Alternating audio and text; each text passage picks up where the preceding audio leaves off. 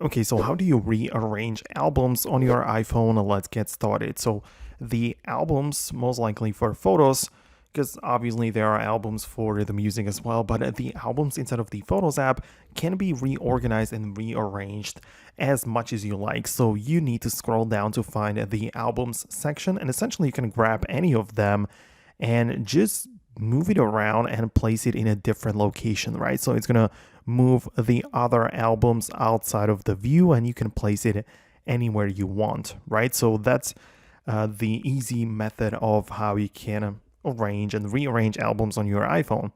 Also, when you get inside, you can also just manage the photos in there, where you can also just grab individual photos and rearrange the order of those, which might be useful because not only you can change the position and location of the albums, but also the photos within it.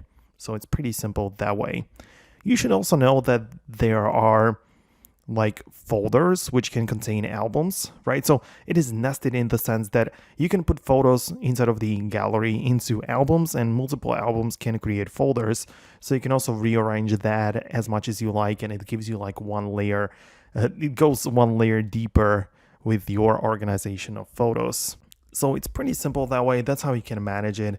This is like the manual approach of sorting photos, because I've made some videos in the past where people were asking about the actual like the main photos tab and how you can rearrange that. Well, here you cannot really do anything like that.